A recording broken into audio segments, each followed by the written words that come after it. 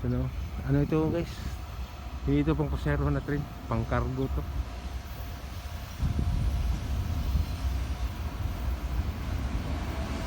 Yan o.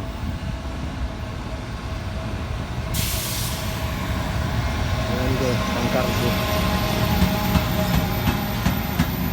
Yan, karga niya guys. Mga types kayo.